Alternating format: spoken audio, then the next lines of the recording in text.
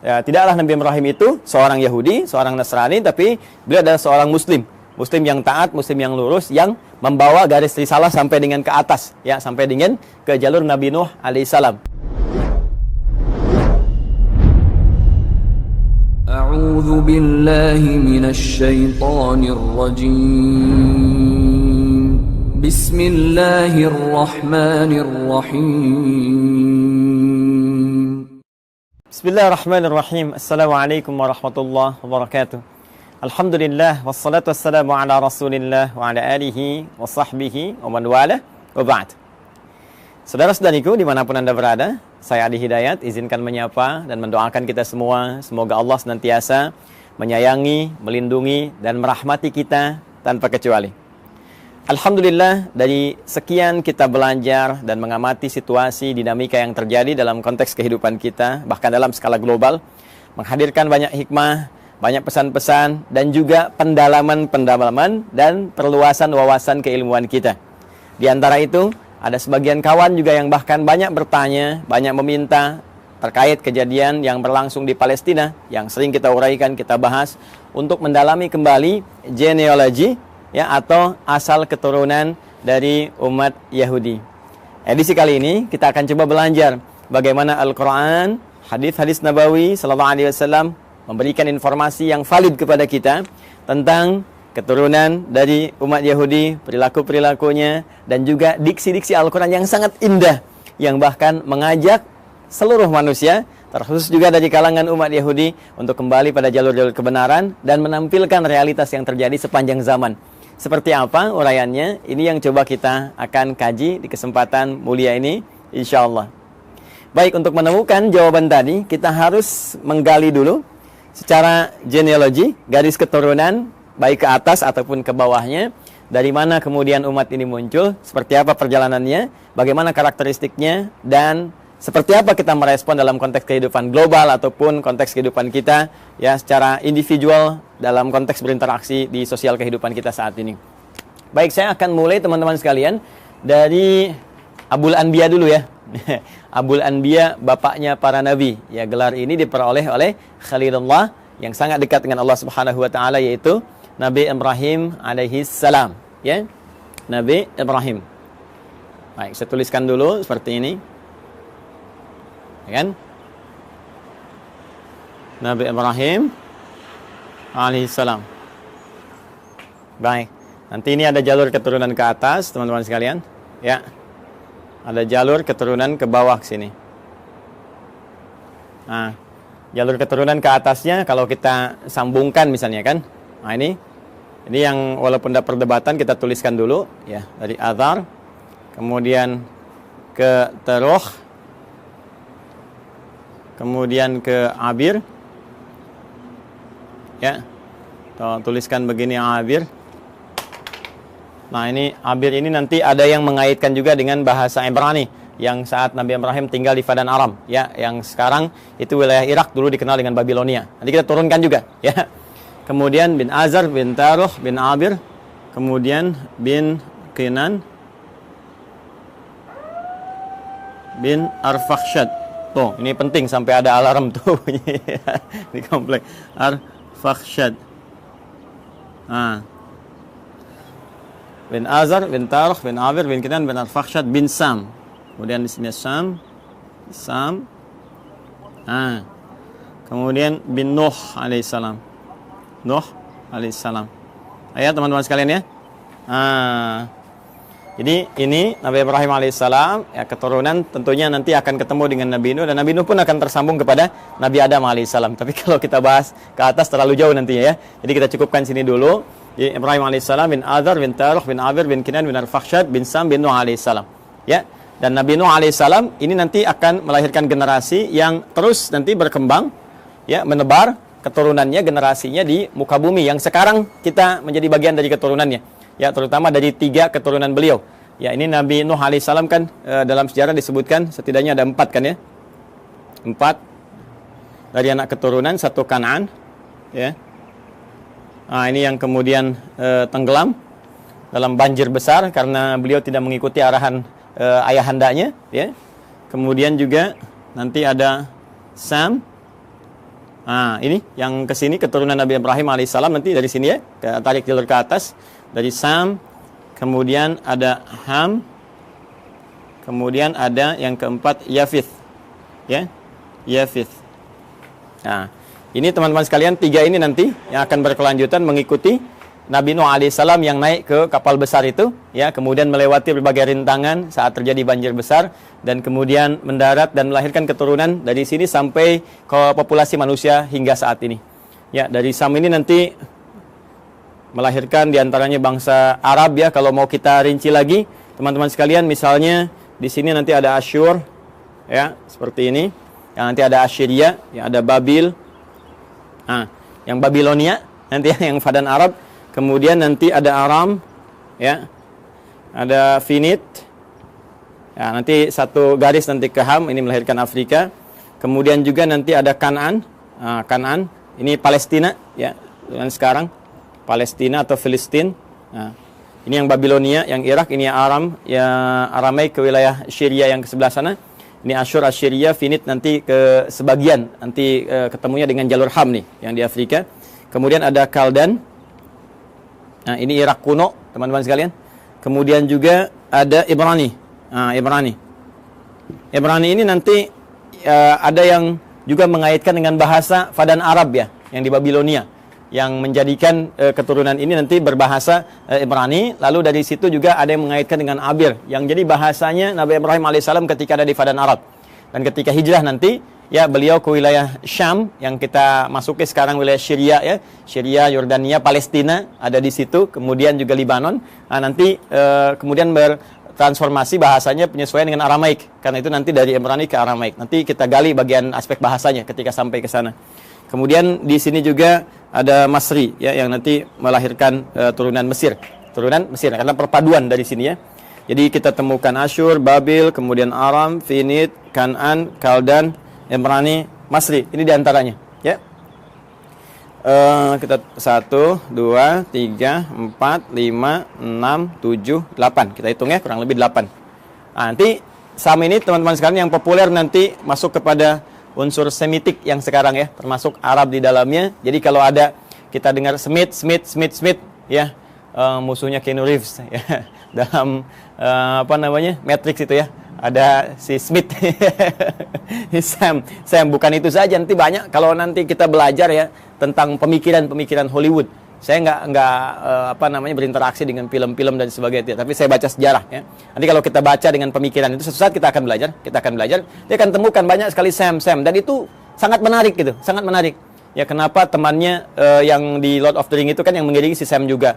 Di Transformer namanya Sam juga. Nanti kadang-kadang ada Smith juga dan seterusnya. Nah, itu ada kaitan-kaitan nanti, ya. Kaitan-kaitan dengan pesan-pesan Semitik. Cuma Semitik itu nanti tidak akan dikhususkan kepada golongan Yahudi saja. Ya, Arab juga Semit. Ya, nanti ini turunan Semitik nih. Ngambung ke sana. Kanaan, Palestina juga Semit. Jadi kalau Anda anti Semit, ya anti Palestina juga. Jadi kalau misalnya Anda bully orang Palestina, atau bahkan Anda, mohon maaf sekali, ya, kemudian bombardir, atau bahkan kemudian Anda zalimi, aniaya, kriminalisasi, itu antisemit juga, ya. Termasuk ke orang Arab itu antisemit juga, ya. Jadi Semitik ini galinya ke sini nanti, ya. Ini nanti Ham lebih kepada ras Afrika, ya, dan turunannya nanti, ya, termasuk nanti ke Finit ini nyambung ke sini, dan ini Yafitik nanti melahirkan bangsa Eropa, dan nanti kita akan lihat turunan-turunan yang selanjutnya. Ini garis besar dulu, ya, teman-teman sekalian, untuk menunjukkan bagaimana dari garis genealogi Nabi Ibrahim ke atas, ya, alaihissalam, sampai nanti ke Adam alaihissalam. Saya izin ambil penghapus dulu, saya hapus dulu ini, ya, kemudian kita turunkan ke bawah. Jadi saya cukupkan sampai Nabi Nuh, Nabi Ibrahim ini nanti kita turunkan generasi ke bawah. Baik, bismillah. Kita akan coba turunkan sekarang jalur ke bawahnya. Kita hapus dulu ini supaya kita mengenal lebih jauh dan kita temukan nanti genealogi kapan Yahudi itu ketemu. Ya, kapan Yahudi itu ketemu, ya, diksinya. Karena nanti redaksi Al-Qur'an tegas menyampaikan makana Ibrahimu Yahudiyya wala Nasraniyya walakin kana hanifan muslima. Ya, tidaklah Nabi Ibrahim itu seorang Yahudi, seorang Nasrani, tapi beliau adalah seorang Muslim. Muslim yang taat, Muslim yang lurus, yang membawa garis risalah sampai dengan ke atas, ya, sampai dengan ke jalur Nabi Nuh alaihissalam.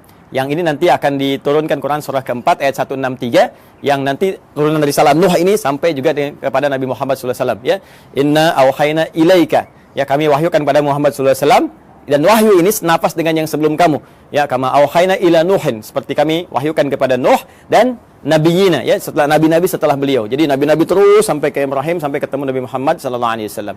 Nah, ini kurang lebih teman-teman sekalian sampai ke Nabi Nuh ke atas ya, dari Ibrahim terus sampai Nuh alaihissalam jami'an.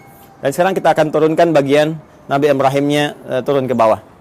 Ini nanti kita bisa uji ya secara ilmiah, dan kita bisa bandingkan. Nanti saya turunkan komparasi, misalnya di Al-Quran bagaimana seperti ini, terus ada kalau kitab-kitab lain, nanti kita bandingkan seperti apa, nanti kita uji kebenarannya secara ilmiah ya, sehingga ditemukan nilai kebenaran yang kita yakini. Lalu indahnya Al-Quran, silahkan memberi pilihan.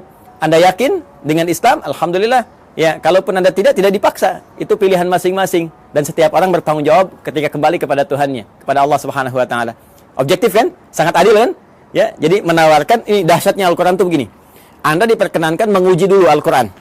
Ya, sebelum Anda bahkan membacanya, sebelum Anda bahkan ingin mengkajinya. Al-Quran menawarkan diuji, silahkan. Jika Anda ragu, uji.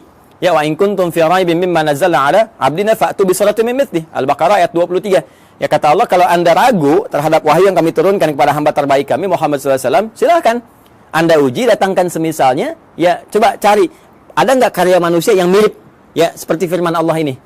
Perhatikan bahasa saya. Ada nggak karya manusia yang mirip dengan firman Allah ini? Kalau Anda ragu, uji. Dari sisi kebahasaan, silahkan uji. Bagaimana dahsyatnya ini untuk membedakan. Ini kan banyak orang Arab di masa Nabi yang fasih-fasih luar biasa ya, dan mereka nggak ada yang mampu dan mengakui ini bukan karya manusia. Kalau tiba kemudian ada orang sekarang yang nggak lebih fasih daripada orang dulu, nggak lebih pintar bahasa zaman dulu, mengatakan misalnya Al-Quran itu karya manusia, maka ini nampaknya kurang minum susu. Pengetahuannya kurang luas. Ya, orang yang paling pakar aja, penutur aslinya mengatakan ini bukan dan tak mampu mendatangkan semisalnya, maka turunan ini yang lebih lemah ke bawahnya, ya, apalagi zaman sekarang, itu mustahil bisa menjual Al-Quran. Tapi Al-Quran tetap membuka. Silahkan. Dari segi isinya, silahkan Anda kaji. Ya, dari aspek manapun silahkan. Setelah Anda menemukan bahwa ini mustahil nih, ya, kata-kata manusia, karya manusia, dan Anda meyakini, oh ini bahasa lain, walaupun ini jalan menuju firman Allah. Ya, bagi kami orang Islam sudah yakin, la raiba fi. Karena itu di pembuka Quran jelas dikatakan, dzalikal kitabu la raiba fi. Semua isi Al-Quran ini nggak ada keraguan, mesti kita yakin. Nah, Anda yang belum yakin silahkan kaji. Nggak ada kitab di muka bumi yang menawarkan sebelum berinteraksi dengannya untuk diuji dulu. Setelah itu pun, silahkan gali, silahkan kaji. Afala yatadabbaruna al-Quran? Kenapa Anda nggak kaji? Kenapa nggak dalami? Kenapa Anda tiba-tiba menyoal yang Anda tidak tahu? Ini kan menarik. Ya, ada yang nuduh, ini Quran rekayasa, ini Quran produk budaya. Baca Quran aja enggak? Dikaji juga enggak? Ini sisi ilmiahnya di mana? Ya, kita kan menyimpulkan sesuatu setelah kita lihat dulu, analisis dulu, baru kita simpulkan. Ini ngaji enggak, baca enggak, menganalisis tidak, atau cuman lihat, cuman baca, tapi enggak paham artinya, lalu menyimpulkan. Ini kan menarik gitu ya. Maka silahkan teman-teman sekalian. Nah, nanti dari sini Quran menawarkan, Quran memperbandingkan, ada komparasi, dan Quran juga mengatakan silahkan cek, silahkan uji, silahkan bandingkan. Kalau Anda yakin dengan kebenaran, dahsyatnya, walaupun apa yang ditampilkan Al-Quran benar, tetap memberikan peluang kepada Anda untuk memilih secara objektif dan tidak memaksa. La ikraha fid din, gak ada paksaan ya untuk masuk ke dalam Islam. Lakum dinukum waliyadin, bagi Anda yang Anda yakini, bagi kami yang kami yakini. Tapi semua punya konsekuensi ketika kembali pada Allah Subhanahu wa taala. Baik. Sekarang kita kembalikan ke Nabi Ibrahim alaihissalam. Teman-teman sekalian, mari kita bagi genealogi turunan ke bawahnya ya, Nabi Ibrahim. Nah, ini spidol sudah mulai akan habis, dengan turunan ke atas saja. Saya ganti dengan yang baru. Kita ke bawah dulu ya. Nah, seperti ini saya turunkan satu. Kemudian di sini saya turunkan dua karena keterbatasan papan tulis. Ustaz, kenapa enggak yang lebih besar aja papan tulisnya supaya banyak? Begini Nona, begini Tuan, begini Joni, Cepi, dan kawan-kawan sekalian. Ini akses naik ke rooftop di Quantum Ahyan Institute. Pintunya hanya cukup untuk yang ini. Insya Allah nanti kita sesuaikan. Mungkin dari bawah kita tarik ke atas agak panjang. Ya, Bismillah teman-teman. Ini 3, ini 4. Saya cukup-cupin ya. Ya, kita ambil dulu Quran surah ke 3 Ali Imran di ayat 33. Kemudian kita tambahkan Quran surah kedua Al-Baqarah ayat 132. Ya, dari 131 dulu. Nah, nanti ke 132 sini. Ya. Saya mulai dengan Ali Imran dulu, ayat 33. Ya, mari kita fokus lihat sinak di paling kiri di mushaf standar ya, sebelah kiri, agak ke atas sedikit. Innallaha astafa Adam wa Nuha wa ala Ibrahim wa ala Imrana 'alal 'alamin. Sungguh Allah Subhanahu wa taala memilih di antara sekian hambanya itu ya golongan-golongan manusia tertentu ya dengan pribadi tertentu, karakter tertentu dipilih oleh Allah menyampaikan risalah Allah Subhanahu wa taala. Ya, di antara mereka adalah ya, manusia pertama Adam alaihissalam sebagai penata pondasi awal kehidupan manusia di muka bumi. Innallaha astafa Adam wa Nuha. Nah, ini kemudian rasul pertama. Kalau Adam tadi nabi pertama, kemudian Nuh alaihissalam rasul pertama. Yang ini saya turunkan ini, ya. Bin Nuh Matusyail bin ini dari Sam ke Nuh bin Matusyalah bin Kinan bin Anwas bin Tis bin Adam alaihissalam. Jadi dari Adam sampai ke Nabi Nuh alaihissalam. Wa Nuha wa ala Ibrahim. Kemudian keluarga Ibrahim. Nah, ketika menyebutkan Ibrahim disebutnya ala Ibrahim. Al Ibrahim, keluarga besar Ibrahim. Ya. Jadi kalau al ini teman-teman sekalian, ini menunjuk pada keturunan ke bawah ya. Terus tanpa batas nih. Ya, keturunan terus tanpa batas sampai dia berakhir. Ya. Makanya kalau ada surah Ali Imran berarti dari Imran dengan Hanna ke Maryam ke Isa, gitu kan? Nah, keturunan Ibrahim ini siapa saja? Nah, ini yang kita bahas wa ala Ibrahim ya wa ala Imrana 'alal 'alamin, dan juga keluarga besar Imran dari semesta alam. Kami pilih untuk misi dan risalah tertentu. Kemudian yang menarik ya teman-teman sekalian, ala Ibrahim ini nanti ada yang spesifik disebut dengan anak keturunan. Jadi kalau al itu terus ya sampai keluarga, sampai turunan ke bawah. Nanti dari turunan anak-anak ini, teman-teman, ya misalnya anak laki-laki atau ada anak perempuan, terus langsung turunannya ini secara langsung ya. Secara langsung generasi pertamanya ini, sampai dengan ke bawahnya nanti, itu bisa disebut secara genealoginya. Kalau ini kekeluargaannya, kalau ini genealogi turunan ke bawahnya itu disebut dengan bani namanya. Ya, jadi kalau satu laki-laki disebut ibnun, begini. Nah, kalau satu perempuan disebut ibnatun, begini. Karena ini hamzah wasol, kadang dibuang. Harakat jadi pindah ke sini. Kalau harakat dipindah, kemudian ujungnya wakaf mati, jadi bin istilahnya. Anak laki-laki. Ini dibuang, jadi bin, ini mati, jadi bintun, binti, anak perempuan. Ya, Isa bin Maryam, Isa anak laki-lakinya Maryam. Aisyah binti Abi Bakar, radhiyallahu taala anhuma, ya, Sayyidah Aisyah binti Abi Bakar. Jadi anak perempuannya sahabat Abu Bakar. Ini kalau kita gabungkan keduanya, ya, terus ke bawah ini, apalagi kalau ditambah, jadi bani namanya. Ya, bani, ya kan? Anak keturunan, garis keturunan, genealogi yang ke bawahnya. Baik, nah sekarang kita sambungkan ke Quran surah 2 Al-Baqarah ayat 131. 131-nya mengatakan, "Idz qala lahu rabbuhu aslim, qala aslamtu lirabbil alamin." Ini dasar pertama. Ketika Rabbnya mengatakan ya kepada Nabi Ibrahim alaihissalam, Nabi Ibrahim punya Tuhan, ya Tuhannya Allah Subhanahu wa taala, difirmankan oleh Allah, "Aslim, tunduk patuh kamu kepada semua ketentuan Tuhan." Ya, jadi aslim itu kata perintah, fi'il amr. Ya, aslim tunduk patuh. Jadi orangnya disebut dengan muslim. Ya, bingkainya disebut dengan Islam.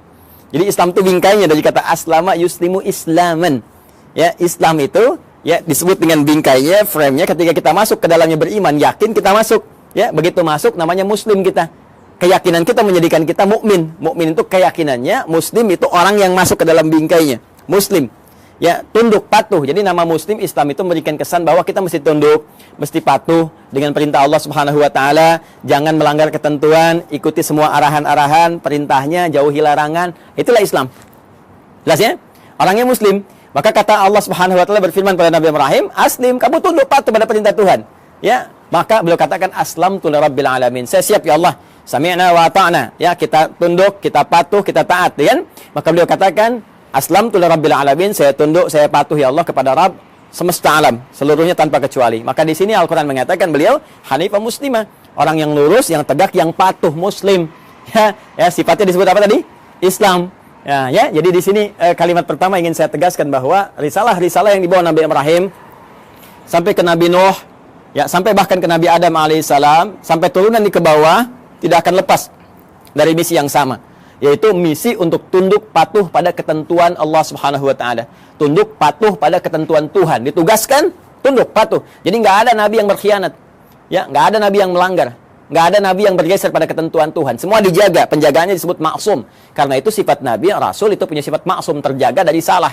Kalaupun naluri manusianya ingin berbuat salah, maka diluruskan. Tidak, ini ya ini yang benar. Ya, walaupun bergeser dari nilai-nilai risalah ke kemanusiaan, nanti akan ditarik kembali. Ini manusia. Ya, sedangkan kamu punya visi kerasulan. Kamu manusia, kerjakan sifat kemanusiaannya, itu normal, itu biasa. Tapi risalah kerasulan menjagakan kamu terjaga dari perbuatan-perbuatan yang menyimpang. Maka disinilah kemudian kepatuhan, ketundukan itu dibangun. Karena itu, kepatuhan, ketundukan dalam bahasa Arab itu disebut dengan Islam namanya. Orangnya Muslim. Karena itu semua risalah, bahkan dari Nabi terakhir, Nabi Muhammad SAW, sampai ke atas, risalahnya risalah Islam. Risalah yang menjadikan mereka tunduk, patuh kepada Allah, dan tidak menyimpang, tidak merubah apapun. Ini penting kalimat terakhir ini saya katakan. Tidak menyimpang, tidak merubah apapun. Termasuk merubah firman-firman Allah, ketentuan Allah, ya, hanya sebatas urusan-urusan dunia. Tidak, jauh daripada itu. Jelas ya? Kemudian, amanat ini disampaikan kepada generasinya. Nah, ini dia nih. 132. Wa wassa biha Ibrahimu banihi. Dan mulai muncul. Wassa biha Ibrahimu banihi wa Yaqub. Muncul Yaqub. Ya baniya innallaha astafa lakumuddin fala tamutunna illa wa antum muslimun.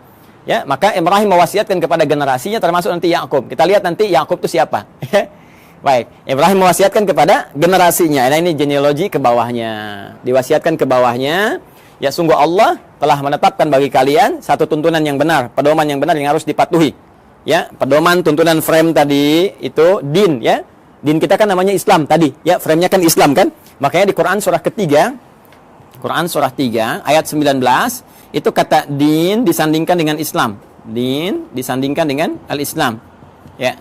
Innad dina 'indallahil Islam. Innad dina 'indallahil Islam. Tadi frame-nya disebut Islam, kalau kita masuk frame ya ke dalamnya karena yakin patuh, tunduk, ya, yakin tanpa ragu disebut iman, orangnya mukmin atau amanah atau amanu. Jadi begitu kita masuk disebut ya ayyuhalladzina amanu. Frame-nya disebut Islam. Kalau sudah masuk mesti tunduk, patuh untuk mengerjakan semua ketentuan. Makanya nanti semua ketentuannya disebut silmi namanya. Quran surah kedua ayat 208. Ya ayyuhalladzina amanu, orang yang telah yakin ya tanpa ragu, udkhulu fis silmi. Maka tunaikan semua ketentuan-ketentuan dalam frame ad-din ini. Apa frame-nya? Islam. Artinya harus tunduk, harus patuh. Ya, karena itu di lain kesempatan Nabi Ibrahim menyebutkan di Quran surah kedua ayat 132, ya innallaha astafa lakumuddin. Allah telah memilihkan bagimu frame kehidupan yang ada pedoman di dalamnya, yaitu Islam. Patuh, ya. Ke siapa ini disampaikan? Banihi. Kepada keturunan-keturunannya, anak-anaknya secara genealogis, ya. Nah, ini dia yang secara genetik kita akan turunkan. Siapa anak-anak ini? Bahkan di ayat ini diberikan kisi-kisi, salah satunya ada Yaqub. Siapa Yaqub itu? Kita yang coba akan turunkan, teman-teman. Baik, izin saya hapus dulu ini. Yang ini saya hapus. Ya, supaya nanti kita mudah menurunkan keturunan secara genetik dari yang ini dulu. Bismillah, Nabi Ibrahim alaihissalam, beliau kemudian menikah. Ya, diberikan jalan oleh Allah Subhanahu wa taala untuk menampilkan risalahnya dan supaya risalah itu terus ya menyebar, meluas dalam generasi-generasi selanjutnya yang melanjutkan risalah ayahandanya tercinta yaitu Abul Anbiya. Maka Allah berikan kemudian jalan untuk pernikahan. Nah, ini jalurnya untuk menikah. Ya, bukan hubungan sembarangan gitu ya. Maka adalah kemudian perempuan yang sangat luar biasa terhormat. Terhormat, perempuan baik, suci, akhlaknya mulia dan cantik jelita. Nah, ini jarang sekali yang seperti ini, itu Sayyidah Sarah. Ya. Masih di Padan Arab nanti ya, di Babilonia nanti bertemu jodohnya dengan beliau. Kemudian nanti di sini ada Sayyidah Sarah binti Am al-Khalil. Am al-Khalil. Am al-Khalil ini binti pamannya Nabi Ibrahim sendiri. Jadi Nabi Ibrahim punya saudara, punya paman juga, nanti punya anak namanya Sarah, perempuan, nanti menikah. Ya. Makanya disebut Sarah binti Am al-Khalil. Ya. Sarah binti pamannya Nabi Ibrahim sendiri atau saudaranya ke atas ya, nanti di Babilonia dinikahkan nanti dengan ini, nanti kita akan turunkan. Kemudian dengan Sayyidah Hajar alaihassalam ya, al-Qibtiyah al-Misriyah, al-Qibtiyah al-Misriyah, al-Misriyah. Seperti ini. Baik, umumnya manusia saat ini atau kebanyakan itu kan orang-orang saat ini mengetahui dua ini ya, Sayyidah Sarah, Sayyidah Hajar, Sayyidah Sarah, Sayyidah Hajar, istrinya Nabi Ibrahim. Padahal nanti ternyata ada lagi. Yang ketiga namanya Kantorah. Kantorah binti Yaqtan. Kantorah binti Yaqtan. Ini dia. Ada Kantorah binti Yaqtan. Ketiga, dikenal juga dengan Kantura, ya. Kantura, bukan Pantura, ingat ya. Kantorah, ya. Dan yang keempat di sini Hajun. Sayyidah Hajun binti Al-Amin. Masya Allah. 1, 2, 3, 4. Sayyidah Sarah binti Amil Khalil, Sayyidah Hajar Al-Qibtiyah Al-Misriyah, kemudian Sayyidah Kantorah binti Yaqtan, kemudian Sayyidah Hajun binti Al-Amin. Inilah 4, ya. 4 istri Nabi Ibrahim alaihissalam, dan dari sini kita akan turunkan dari keturunannya Sayyidah Sarah, kemudian melahirkan Nabi Ishaq alaihissalam. Ini dia. Sayyidah Hajar nanti melahirkan Nabi Ismail alaihissalam. Nanti teman-teman penting saya sampaikan. Jadi ini Nabi Ismail alaihissalam lahir duluan. Ya, lahir duluan. Saat usia Nabi Ismail itu 14 tahun. Usia Nabi Ibrahim kisaran 120 tahun. Dan usia Sayyidah Sarah itu 90 tahun. Maka lahirlah Ishak. Ini kisahnya sangat menarik nih ya. Jadi Ishak itu di dalam bahasa Arab itu bisa seakar dengan kata dhahak. Ya, dhahak. Artinya tertawa bahagia. Ya, tertawa bahagia. Nah, kenapa ada kalimat ini? Ada sebagian yang menduga begini. Ada kaitan dengan Quran surah ke-11 ayat 71. Ya. Sampai dengan sama juga dengan isyaratnya di Quran surah ke-51 Adz-Dzariyat ayat 24 sampai dengan 29. Di Quran surah 11 Hud ayat 71 itu jadi kisahnya begini. Kisahnya bahkan sampai viral ya. Itu kisahnya ketika datang malaikat, ya, beberapa rombongan malaikat ingin menuju kaumnya Nabi Lut. Dikisahkan di sini nih. Quran surah 51 buka ayat 24-nya. Di sebelah kanan agak ke bawah. Ya, hal ataka haditsu dhaifi Ibrahim al-mukramin id dakhalu alaihi faqalu salama qala salam qaumum munkarun. Jadi datang serombongan malaikat mampir ke tempat Nabi Ibrahim, tujuan utamanya adalah ke saudara beliau di Nabi Lut, ya. Jadi di situ di satu masa ada 2 distrik berbeda, nabinya ada 2, rasulnya ada 2, tuh ya. Jadi nggak setiap masa nabinya satu, boleh jadi setiap tempat itu yang berbeda ada nabi juga. Nah, ini keponakannya, Nabi Lut keponakan Nabi Ibrahim. Kemudian apa yang terjadi? Ketika akan datang yang menghukum umatnya Nabi Lut yang memang minta diadab, ini keterlaluannya, minta diadab, ya, maka malaikat mampir dulu ke tempatnya Nabi Ibrahim. Ketika itulah mengabarkan bahwa Sayyidah Sarah ini yang sudah usia 90 tahun itu akan punya keturunan, akan punya anak, akan mengandung. Maka di sini kemudian beliau disebutkan sambil menepuk wajahnya, fasaqat wajhaha wa qalat ajuzun aqim. Beliau mengatakan, apa yang seperti ini masih mungkin bisa punya keturunan? Itu sambil berdiri. Berdiri itu bahasa Arabnya qaimun, qaim. Kalau perempuan tambah tak di ujungnya, qaimatun. Ya, jadi sambil berdiri menepuk begini sambil tertawa. Ya. Ini Yang seperti ini apa masih mungkin punya keturunan? Jadi ketawa gembira, tertawa dan menepuk-nepuk, ya, seakan takjub dengan keadaannya. Maka di Quran surah ke-11 ayat 71 disebutkan, wa imra'atuhu qa'imatun fadhahikat fabasyarnaha bi Ishaq. Ya. Masya Allah. Wa imra'atuhu, sedangkan istrinya Nabi Ibrahim alaihissalam yaitu Sayyidah Sarah qa'imatun, langsung berdiri mendengar kabar itu. Ya, ketika malaikat mengatakan di surah ke-51 ini, ya, kemudian mengatakan fabasyyaruhu bi ghulamin alim, dia akan dapat anugerah seorang anak yang sangat cerdas, gulamun alim. Kalau Ismail gulamun halim, kalau ini gulamun alim. Ya, halim itu cerdas dan perasa. Ya, tapi gulamun alim cerdas. Jadi anak kamu akan lahir darimu anak yang sangat cerdas, gitu kan? Anak jenius, cerdas, maka langsung bangkit menepuk, tertawa gembira. Apa mungkin yang masih begini masih punya keturunan? Ya, maka di Quran surah 71, di Quran surah 11, Hud ayat 71 dikatakan wa imra'atuhu qa'imatun fadhahikat, maka tertawa gembira dan sambil menepuk bagian pipinya, fabasyarnaha bi Ishaq, kami kemudian anugerahkan kepadanya namanya anak bernama Ishaq. Ya, yaitu apa? Memberikan kesan bahwa kamu kaget sambil tertawa, kami berikan seorang anak yang akan memberikan kegembiraan pada dirimu dan menghadirkan tertawa bahagia, tertawa gembira. Artinya yang selalu membuat engkau riang, membuat engkau bahagia sampai engkau tertawa gembira dan terhibur.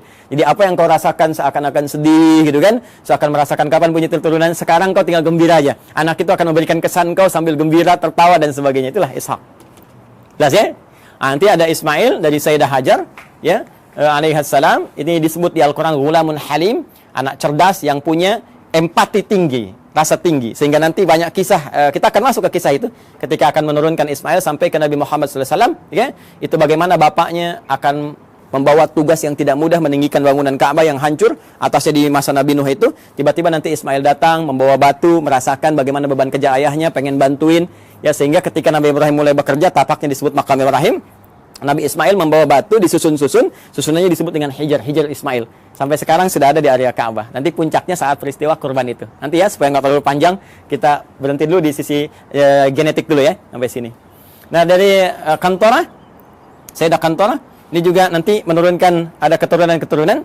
Ya, diantaranya nanti satu Madian.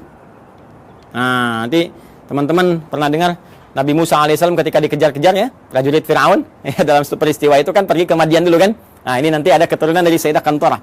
Kemudian ada Madian, ada Zamran. Ya. Kemudian yang ketiga ada Suraj. Nah, kemudian juga kita temukan ada Yukshan.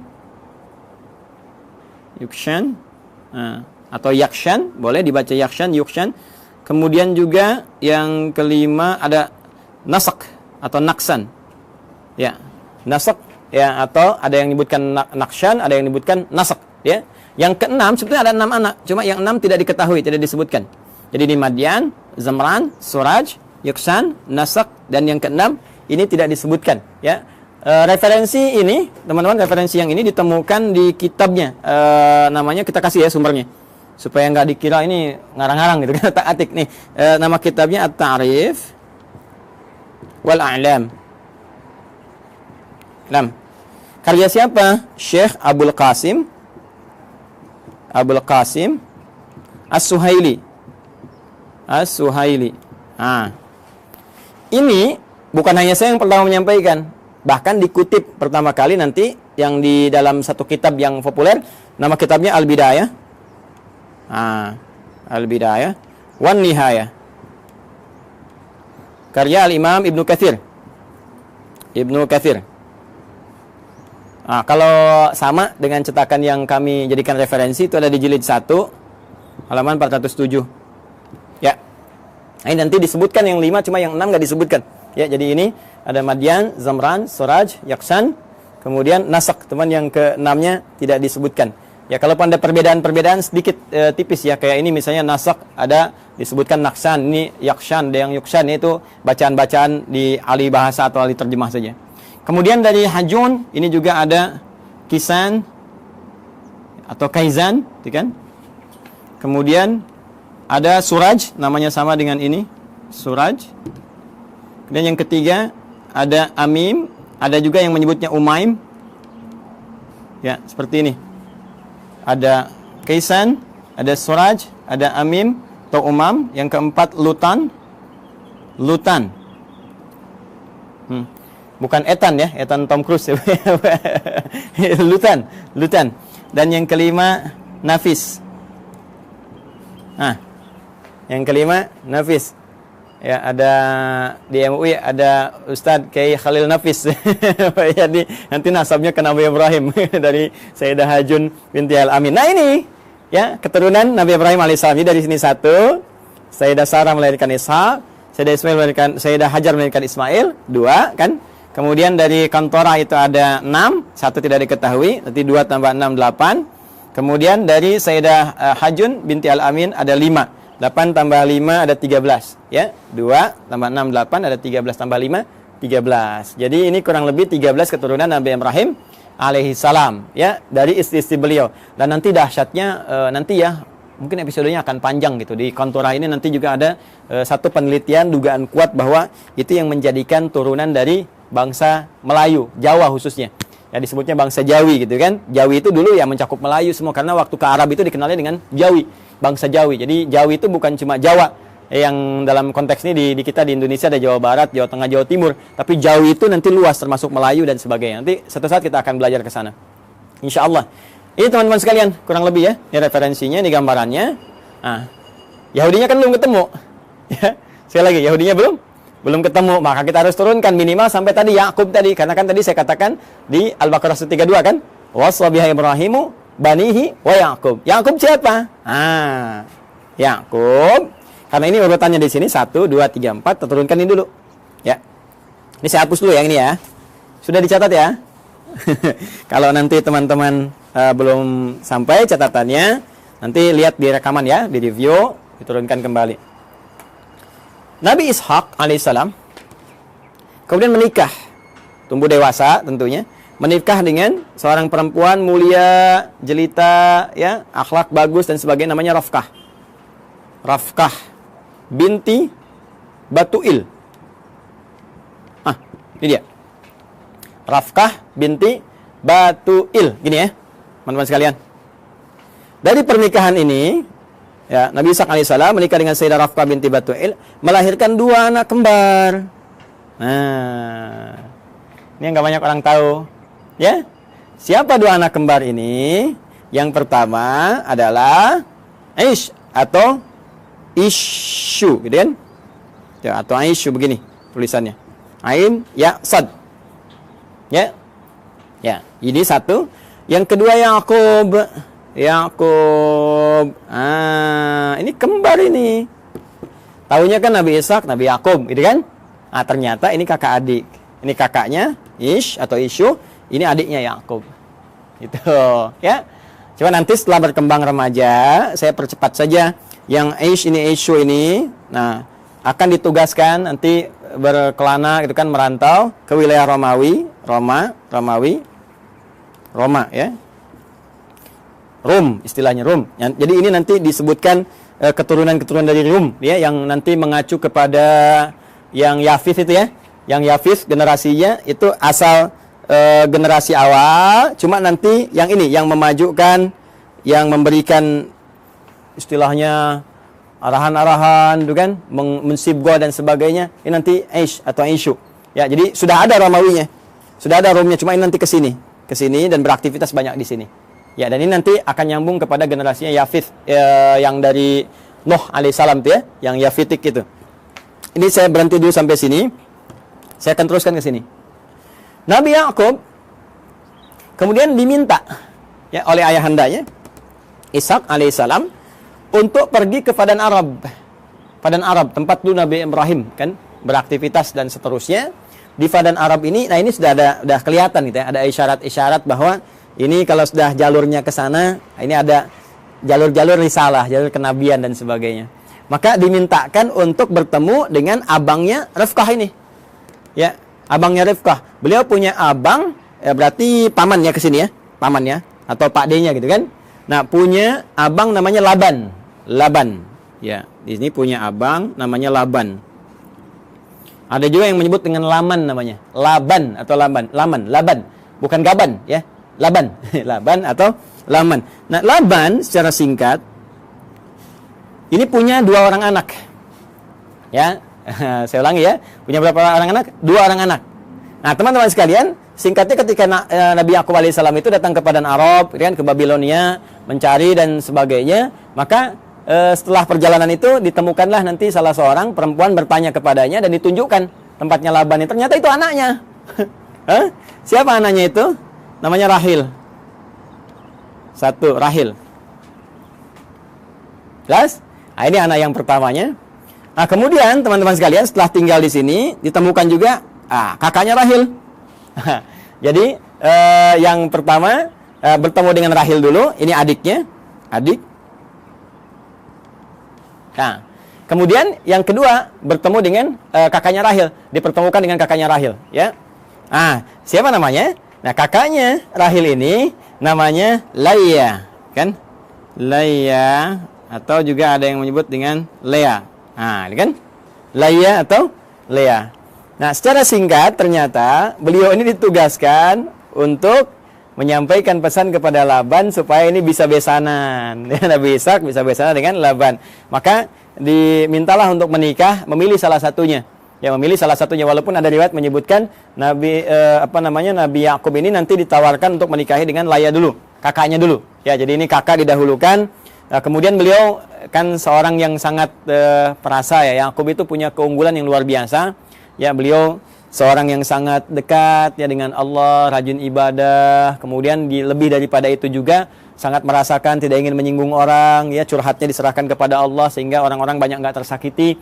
Jadi ini yang menjadikan beliau daripada nanti satu menikah, yang lain merasakan nggak nyaman, maka mengajukan dua-duanya aja dinikahin. Ya kan? Nah, ini belum turun syariat yang di era Nabi Muhammad SAW, turunnya Quran surah keempat An-Nisa ayat 23. Larangan menikahi kakak adik.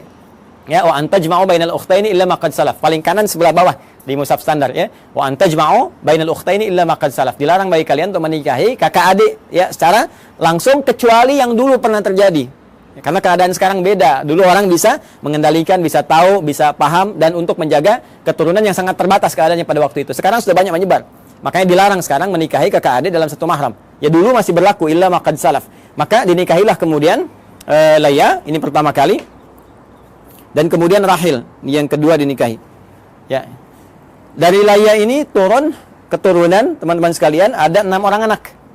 Ya, 6 orang anak ini Rabin. Kemudian 2 Syam'un atau Simon.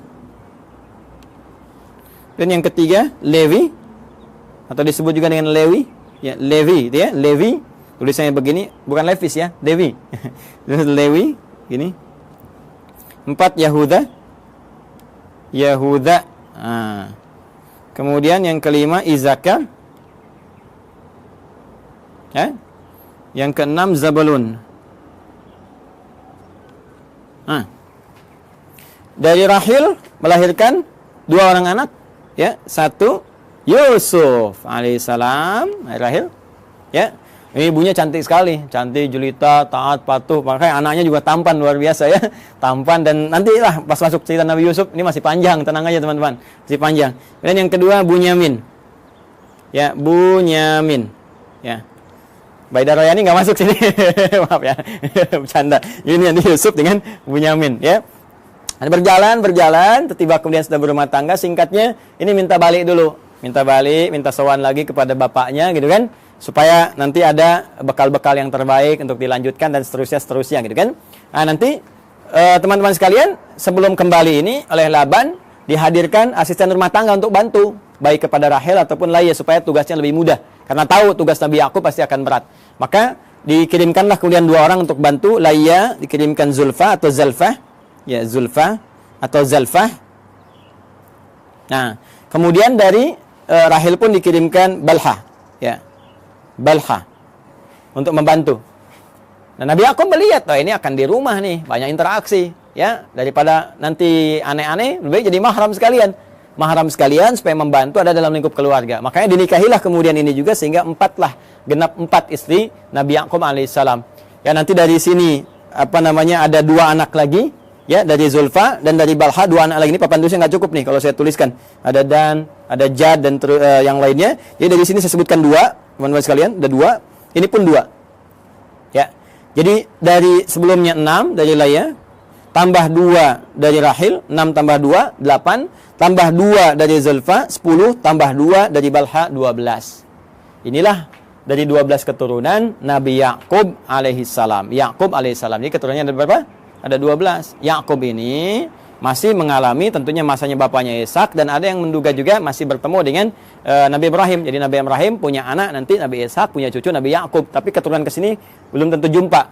Ya, di yang cicitnya lagi sampai ke Yakub masih ada. Maka Yakub meneruskan wasiat bapaknya Ishak, Ishak meneruskan wasiat bapaknya Ibrahim. Makanya seringkali ditemukan kalimat ya Ismaila wa Ishaqa wa Yaquba gitu kan, wal asbat. Asbat ini 12 ke sini. Jadi Yakub meneruskan ke sini.